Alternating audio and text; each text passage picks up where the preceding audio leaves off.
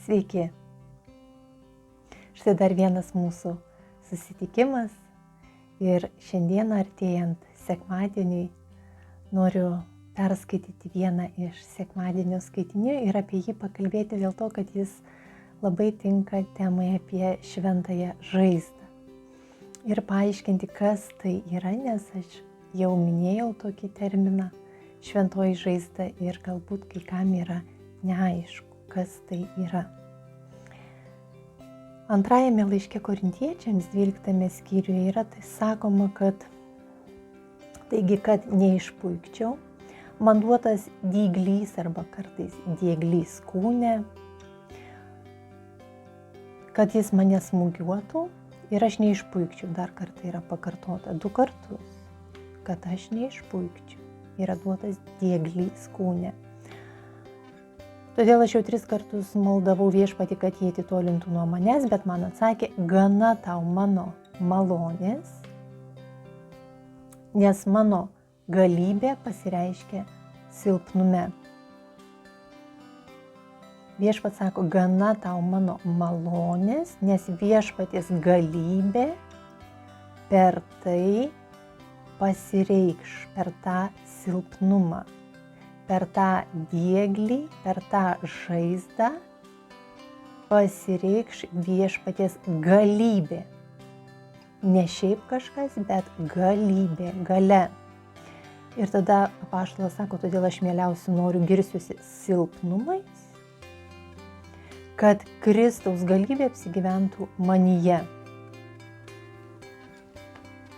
Suprantat, apie ką mes kalbam? Tai yra tas terminas šventoji žaizda. Vieta, kur mes esame sužeisti ne dėl savo pačių kaltės. Yra gyvenime tokių dalykų, dėl kurių mes esame nekalti. Galbūt kažkas prieš mus smurtavo, gal buvo kažkokia agresija, gal kažkokios ligos, gal kažkokios netektys. Tai galbūt mus traumavo. Ir visa tai paliko tam tikras labai gilias žaizdas, kurios virsta tam tikrais silpnumais, mums atrodo diegliais, sunkumais, problemomis. Jeigu tai yra dalykai, dėl kurių mes patys nesame kalti ir mes nenulėmėm tų įvykių, o likome sužeisti. Reiškia, ta vieta yra šventoji žaizda, per kurią turime leisti Dievui padaryti didelius darbus per būtent tą mūsų silpnąją vietą. Turbūt žinote, kad šėtonas arba spec tarnybos visada domisi priešininko silpnosiamis vietomis, kad jomis pasinaudotų ir pasinaudoja tomis silpnomis vietomis, tuo vadinamu Achilo kulnu, nugalėtų. Tai Dievas elgiasi priešingai. Dievas naudoja mūsų silpnasias vietas, kad per jas pasireikštų jo galybė. Bet dėl to mes turime duoti sutikimą viešpačiui, apvaizdai, įsivardinkit patys kaip norit. Per mūsų silpnybę, silpnąją vietą gali veikti viešpaties galybė. Gali atsiverti tokie talentai, tokia jėga, tokia stiprybė, apie kurią jūs net nenutuokite.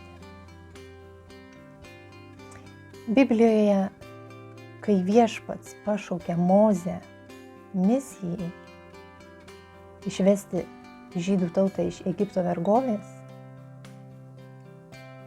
Mozė mikčioja. Ir kai viešpats pasirodo jam degančiam krūme, Mozė sako, žinai ką, viešpatie, gal tu mano brolį pasirink, jisai bent jau kalbėti gali, o aš tik mikčioju. Suprantat? kas yra šventoji žaizda. Mozė ne pats ją savo nulėmė, pasidarė ir tai nėra kažkokia priklausomybė, yda, dar kažkas, kurią mes patys kartais prisidirbam visokių savo ydų, prisigamina. Viešpats sako, ne, Mozė, man kaip tik labai gerai bus, nes tu klausysi manęs, Mozė. Tu nekalbėsi iš savęs, nekalbėsi, ko nereikia. Arba, pavyzdžiui, Biblijoje yra Elijo pašaukimas, kai Elijas pagalvoja, kad Dievas jau jį pašaukė ir jis ten pradeda visokius kovas prieš kitus dievus ir viską pralaimi, nes viešpats dar jo nepašaukė. Ir tik tada, kai jį viešpats iš tikrųjų pašaukė, tik tada prasideda Elijo tikroji misija. Taigi gerai pagalvokite, kas jumyse yra ta jūsų šventoji žaizda. Tai pati silpniausia vieta, tas dieglys kūne, kur jums atrodo, kad nėra viešpaties malonės. Malonė yra daug mažiau negu galybė.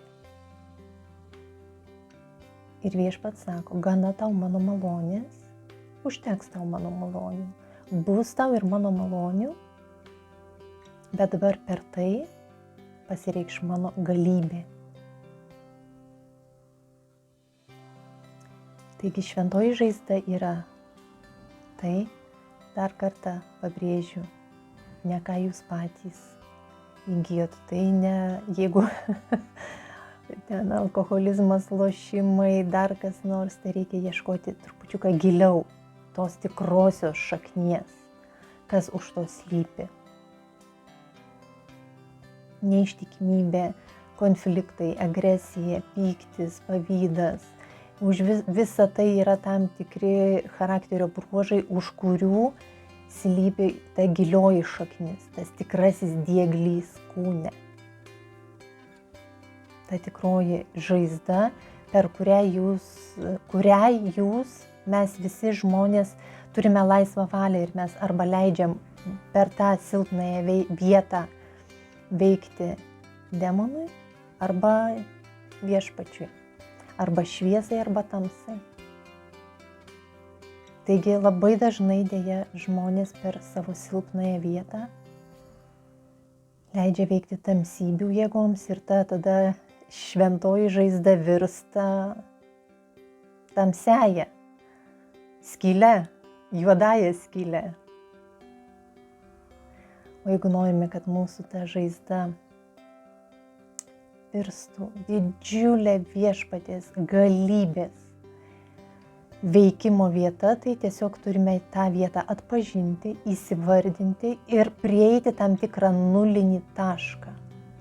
Labai sąmoningai suvokti, kad daugiau aš nebedarysiu taip, kaip dariau iki tol, nes aš suvokiu, kodėl aš taip elgiausi. Nes štai va čia tame taške yra ta mano šventoji žaizda. Ir aš leisiu per tą šventąją žaizdą veikti viešpačiui, leisiu veikti Dievui, šviesai, o ne tamsybėms. Taigi, jeigu yra kažkokie tai blogi dalykai mūsų gyvenime, ieškokime gilesnės šaknies, ieškokime iš kur, iš kokio dieglio tai kyla ir leiskime per tą tašką, per tą šventos žaizdos tašką pasipilti viešpaties galybei. Melskim, ieškokim, leiskim gyvenimui ir Dievui mus transformuoti tame taške, tarsi apsukti visiškai kitų kampų ir tuo visiškai tikėkit, visiškai pasitikėkit.